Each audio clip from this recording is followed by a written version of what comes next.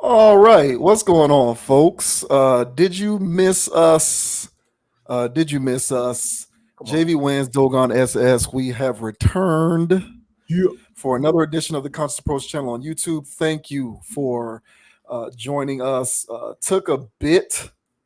Well, I don't know. I mean, it's a small hiatus, I would say, for the holidays. But be that as it may, we are back, ready to rock and roll.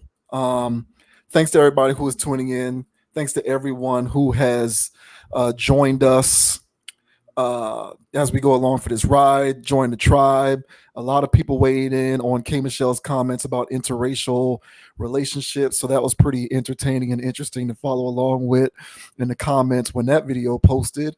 But this is what we do over here in our little corner of the internet. So to everybody who hits that subscribe button, who likes our videos, who leaves a comment, we certainly appreciate it. We just like kicking the shit, man. We kick the tires and light the fires, as what was that guy, the white guy on Independence Day, Jimmy. Vague movie reference. I know, yeah, vague movie reference. But that was a line from Independence Day. Let's kick the tires and light the fires, Big Daddy. Uh, Talking to Will Smith. Hysterical. No pun intended. I was gonna say Uh, hysterical. Yeah, thanks to everybody for joining with us, hitting that subscribe button, hitting that like button, leaving a comment. If you happen to catch wind of what we do here on this channel for the first time, this is how we roll. This is how we get down. So do your boys a big old solid and go ahead and subscribe, because we do this each and every Tuesday. We publish videos to the channel all throughout the week, and we certainly appreciate your support, and we certainly appreciate your engagement. That's why we do it, just to have fun conversations. So, with that out of the way, we'll go ahead and get things kicked off with almost friend of the channel, Dr. Umar Johnson. We haven't talked about him quite enough to qualify as a friend of the channel, but he's getting there. He's getting there. This is maybe the second or third time that we have done an Umar Johnson topic. And, stay tuned because we actually doubled up. Go figure. But Umar Johnson was on Joe Budden's podcast recently, and they got into a myriad of topics and different, points of order, commentary wise. And one of the things that they got into, because that's the thing that people just have to get into nowadays, is the state of black relationships. And Umar Johnson specifically got into his theory on why black women are experiencing a certain degree of difficulty when it comes to marriage specifically. So, uh, as always, we do not like to put words into the mouths of these people. We will let them speak for themselves. So, first, we are going to play this clip of Umar Johnson talking about black women and marriage and all of this good stuff. He has a theory on why black women are finding it harder to get married. We will let you hear what he has to say, so that you can judge it for yourself. But of course, as we always do, we will give our 2 cents on how we feel about this once the clip is over. All right. Interesting. I thought that was pretty entertaining. I think so as well. I honestly, bro, I'll let you get the first crack at this one. So, yeah, what are your thoughts on this, man? What's going on? Far be it for Joe Budden to Mhm. be the intermediary between an agreement on the part of me and Umar Johnson. It's crazy. I agree. I agree with him. I agree with everyone on that show. And it shouts out to Melissa Ford, because Hmm. she's like the personification of this dynamic. Hmm. Um, I'm not sure if Melissa Ford has children or not. I'm not sure about that. Somebody fact check me on that. I don't know if Melissa Ford has kids, but Melissa Ford is mid 40s. She may be approaching late 40s at this point. She has been around for quite some time, and she is the personification of this entire conversation to me. Um, I think that I pretty much concur with all of that. However, here's what I will say if I'm going to be critical of Umar Johnson's beautiful black woman syndrome theory. Um, I don't necessarily think that this is something that is independent to black people. I don't think that this is something that is endemic to black people. I think that what he was describing is something that happens in every community. However, and I've made this point before whenever we've talked about different societal observations, when you break it down, you know, to different ethnic groups or communities, races, or whatever you, however you want to call it. Mm-hmm. When you're dealing with smaller sample sizes, certain observations become more pronounced. So even though I think this goes on in every community because I've seen it, it goes on in every community.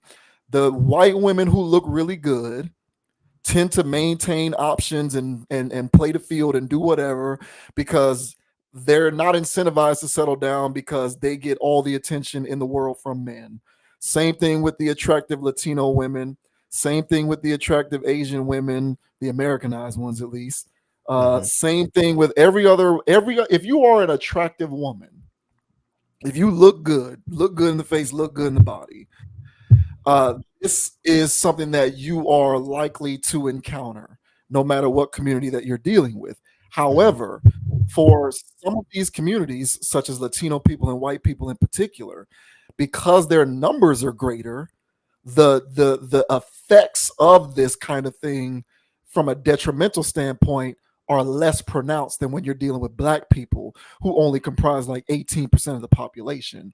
So I kind of look at this from a macro, you know, statistical perspective because I don't think that what he was describing is something that you only see with black people. I think all women do this, but it just so happens that because, when you're dealing with white people, Caucasian people, whether they're Italian, it doesn't matter, wherever they are, whatever their country of origin is, Mm-hmm. because their numbers are greater, you're statistically going to have a better shot of being able to get with an attractive woman from these different communities who doesn't necessarily maintain that kind of lifestyle, who feels like they just want to be out and play around and play the field because they think they have all the time in the world until the wall hits. Mm-hmm. Statistically, you're going to have a better chance of being able to seek that out because you're dealing with larger sample sizes of people.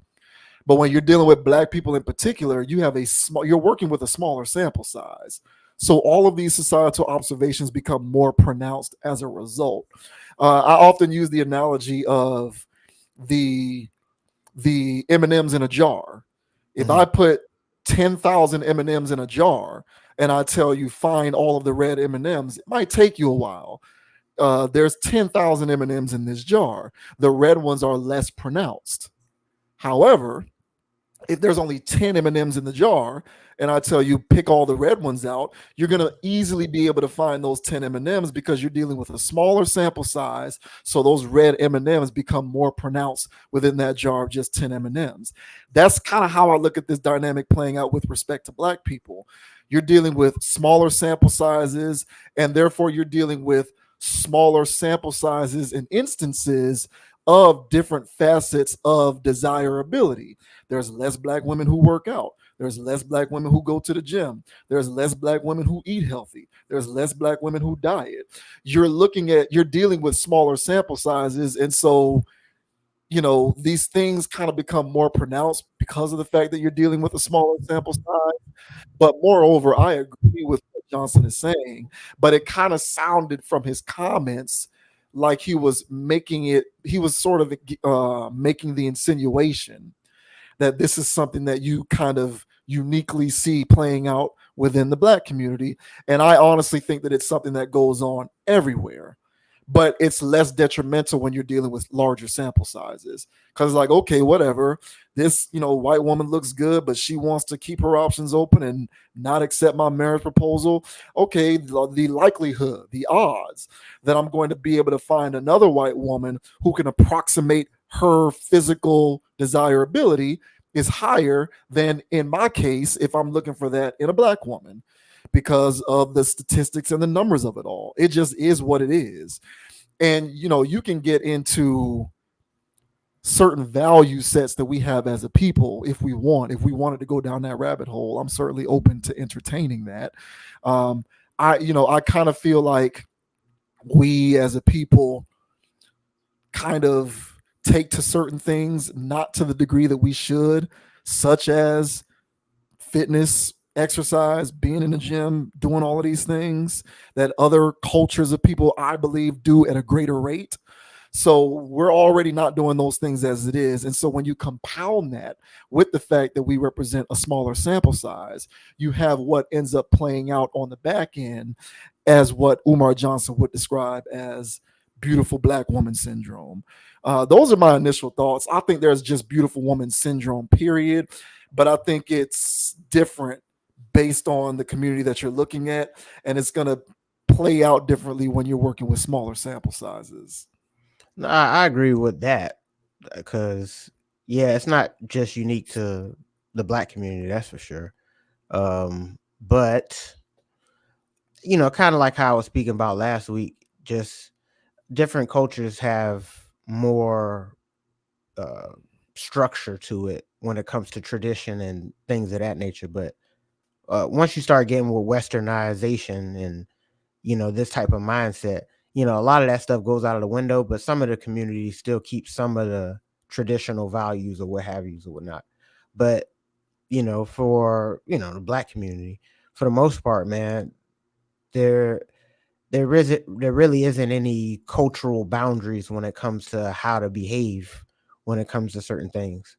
So even so the syndrome that he speaks of, by him saying that it's a syndrome, it's not for everybody within the community. So it's not all the pretty black girls, it's the ones who have been diagnosed with that.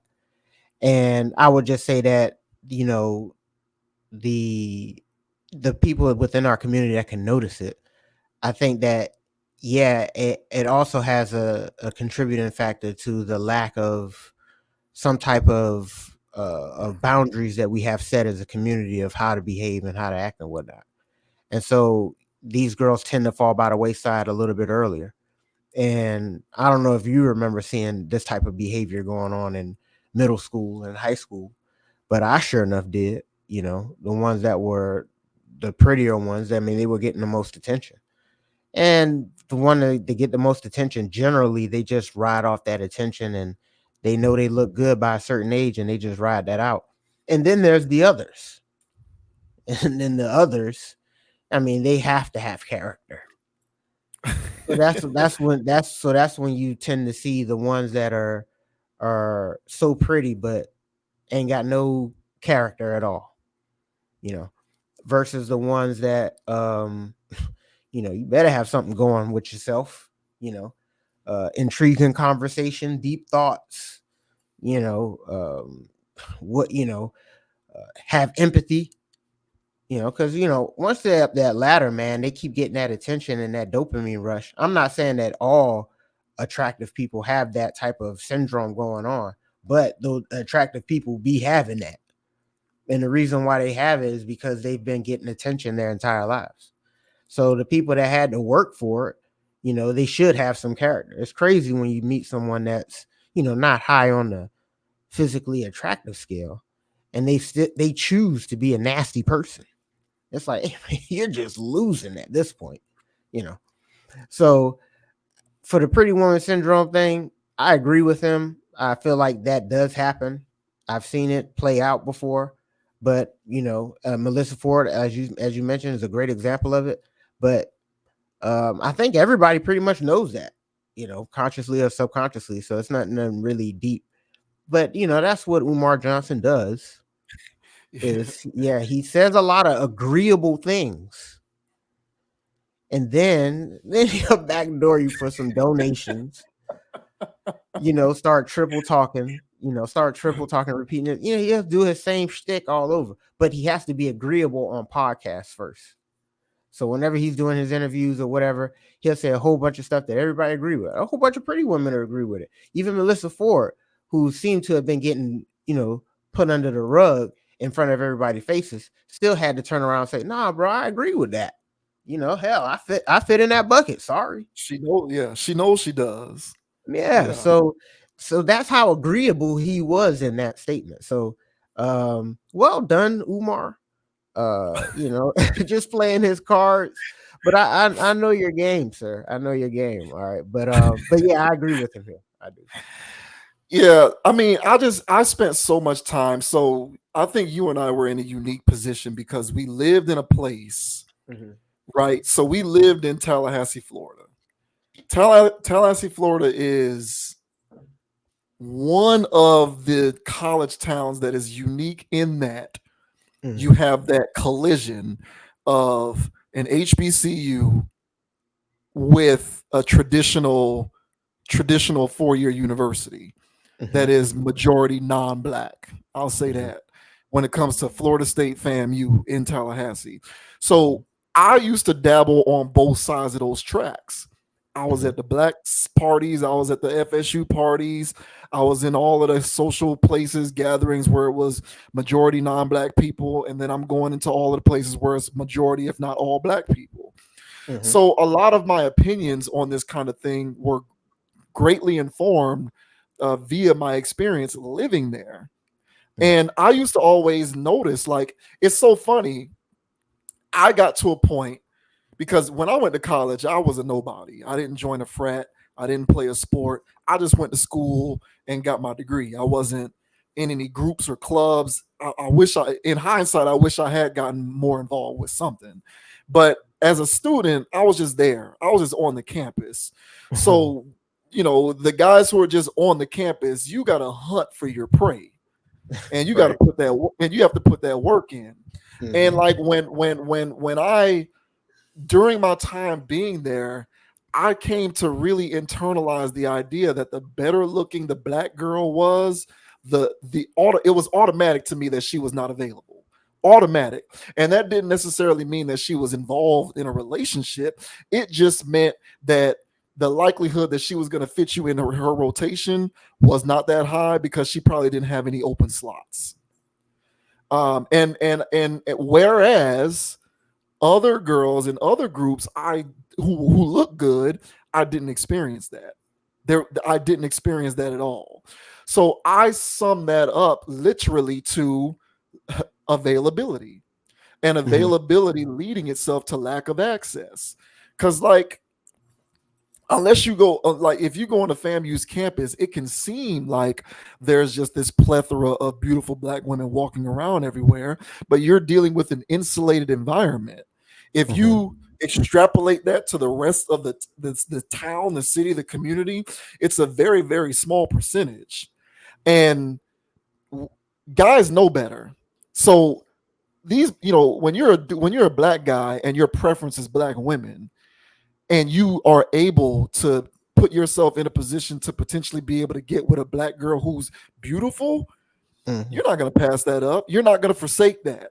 You're going to do everything you can to cash in on that as best you can, because who knows when you're going to get that next opportunity, because there's so few of them. And I'm literally talking about this from a number standpoint.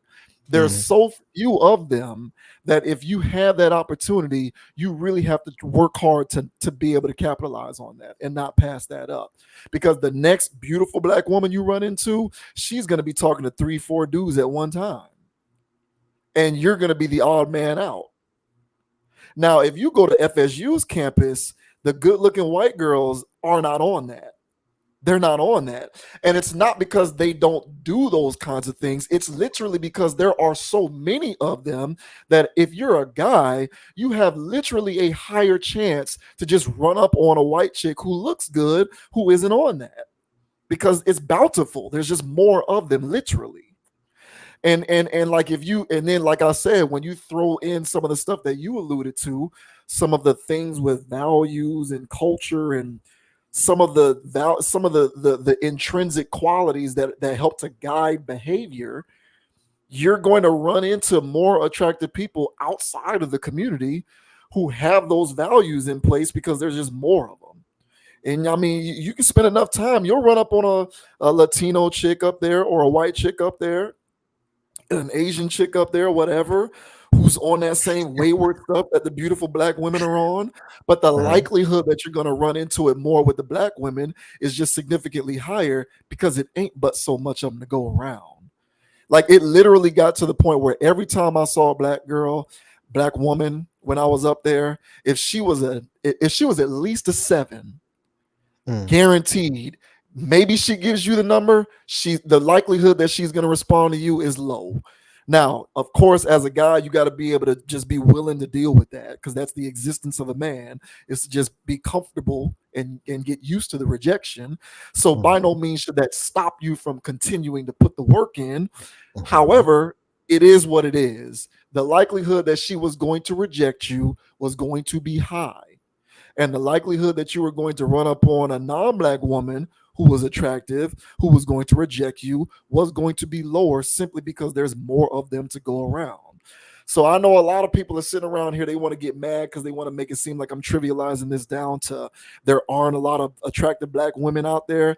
Hey, look, mhm. if you want to interpret this for that, go ahead. I ain't here to stop you. I'm really not here to stop you. It is what it is. Okay. You go into the gym that I go to right now, the least amount of people I see in the gym working out are black women. And that has been the case in every gym I have visited in my entire life, whether it was college, whether it was city gyms, community centers, the gym that I currently go to down here in Miami, Florida. I have visited gyms in other cities. I have visited gyms in counties, and I've been all over. Okay. I have collected observational data on this stuff. Okay. The least amount of women you're going to see in the gym on this fitness stuff are black women. That's not to say black women ain't on that fitness. It's just that when you break it down numbers wise, there's just less of them to go around. So my whole thing is more of us need to be on this from a value, and that's what brings up your point about guidelines and values and parameters to dictate behavior. I think that to a certain extent, our community is broken to the point where not enough of us care about that, so that you can have more of a plethora of beautiful black women and who can raise their stock. I'm willing to concede that, but as things are presently constituted, to me, it's a supply and demand thing going on. That's what we got going on here, and women like Melissa Ford are in less supply than women like, I don't know. I can't even think of a white woman off the top of my head who's in that boat, but is not, look at any one of these married white women in Hollywood. I guarantee you right now, if we did a Google search on married white actresses versus married black actresses, the number of white actresses is going to go through the roof compared to the amount of black women in Hollywood who are married. And we Mhm. can do we can compare it by age and everything. We can do actresses ages 30 to 40. Black, how many of them are married? White, how many of them are married? Is it a value and a culture thing? Is it a numbers thing? I think that it's both. I think that it's both. But I don't think that we pay enough credence to the idea that we are dealing not only with a value thing, but also with a numbers game too. And I think that more of us need to do better with raising our stock, men and women. But within the case of this particular conversation, with what Johnson is talking about, more of us need to be doing these things, and we're not doing these things. And so I think that that's part of the dynamic that's at play here. Yeah, agreed. And last thing I'll say here is that we do. And I know you what you were saying, but in our community, there are so many beautiful women. But when and I'll just speak briefly on my time at FAM. You know, I mean, we had the natural sisters. I mean, I was all for that. So I was all over that. But it was too much for me. It was too many girls trying to be bad. I hate that. And so and this is before, the lashes really got out of control, and but this is when the Brazilians was going nuts and they buying these bundles and they doing all this crazy stuff, and they gotta have the swoosh hair or some Nicki Minaj thing, and I'm just losing my mind because they're so attractive, but they don't have to do this. Once they were wearing those billboards basically telling me that they were for the streets, it wasn't really, it started to dilute the candidate, at least for my portion. It was diluting the candidates because I didn't want to deal with whatever that came with. And so but we still had our natural sisters. So I was still in that department over there, but yeah, we got a lot of women in our community, and but I say that to say is that we're seeing a lot of that still.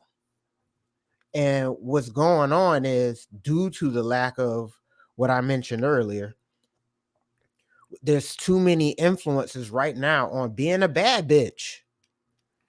And that's not about anything else. Hey, travel, sis. They got to travel, be a bad bitch, get lashes. No, we're not telling them to do any of this. Get lashes, do their nails, do they feet, their hair, all this. We're not asking you for this. Oh yeah, that's what y'all want. No, it's not. Men want booty. real booty, yeah, real yeah, real non-surgically booty, enhanced and booty. not be Yeah, no BBLs. I didn't ask for that either. yeah. So listen, stop doing all this stuff. I don't know where y'all getting this stuff from, but they're clearly getting some level, some pill that they all have. They've all taken it. So I can't explain it. Ladies in the comment section, please explain why everybody's doing all this madness, because guys aren't asking for this. And so with that, there's a lot of that foolishness going on in our community as well. And so there's women that traditionally used to just be the run of the mill, you know what I'm saying, woman, the everyday woman. But now she's got to look and act like she's got cameras following her around, like she's some housewife bad bitch. And she got to take photos and do all this other stuff. Like this is where we're at, a large part of our community. And so I'm not saying this is all our sisters, but there's a lot of women that aren't even pretty, got the pretty girl thing going on. Is what I'm getting at. So this is madness, man. So Yeah, I'm yeah, hoping for the best, but I really hope that there's just enough of us that just decide to have minds of our own and stop following what they're seeing on these damn TV shows and these damn blogs, because that's not reality. So, but yeah, yeah. the pretty girl syndrome's real. I agree with Sir Umar. Yeah, it's crazy. I agree with it too. I don't think that there is anything nonsensical about what he said. And Not I this know time. the answer to your question. I know why they do that stuff. They do it because they're trying to get the attention of of a particular type of man. Ah. Um, they want the attention of. There was this one video I saw on World Star. I'll go ahead and end it here. There was a video I saw on World Star. It was some podcast. I don't even know who these people were. They weren't notable people, but they Mhm. got onto this subject. And there was this one woman who was on the podcast, and she was just going in on women because she was like, "Why instead of like men don't care? Like all y'all got to do is just hit the gym consistently for 6 months." And you'll be right where you need to be. But instead of doing that, you want to be lazy and relent and get surgeries and do all of this other stuff. Why? Men aren't asking for that. You're doing it because you're looking for the attention or the affirmation of a particular type of man. Ah. And we can split that because those two, because again, that is a dynamic that I believe plays out in every community, but with black people, that means something specific. And we can go down that rabbit hole all day, every day on that point. But Mhm. that's why they're doing it. That's why they're doing it. But they're still gonna live their hot girl summer, even Oh once yeah. they get that, even once they get said attention from said type of guy by doing all of these things, they're still going to get their hot girl summer. But there's a certain type of affirmation that they're looking for specifically, Mm. and they feel as though that type of look is what's going to get them that affirmation. And obviously, they need to put the phone down, put the rap music down, put the hip hop down. They need to put some of that stuff down. They're consuming a bit too much of that, and maybe they need to wean themselves off of it a little bit, get off that narcotic, so that they can learn how to become more grounded. But that's kind of what that part of it is. But I agree with you. Like so many of y'all, like so many of us, just I don't know. Yeah, values are out of whack for sure. I guess at my bottom line, because I agree with you principally, Mhm. my bottom line is when you're dealing with value sets that are out of whack, it makes it more pronounced when the numbers are what they are, when the supply is what it is. It makes it more pronounced because of that. Because we're already dealing with we're already dealing with a small deck, literally. So when you're dealing with that small deck, these things that you see in other communities as well play themselves out in a much more pronounced way, and in my opinion, a much more detrimental way. Didn't look at it that way, but I can see that point. I can see that point. I could go on and on about this subject, man, but we'll go ahead and Umar. move on. There's so many more layers to peel back on that. Yeah, yeah, But yeah. go figure. We agree with Umar Johnson here. Yeah. Just this time. Yeah. Maybe again. I don't know. What's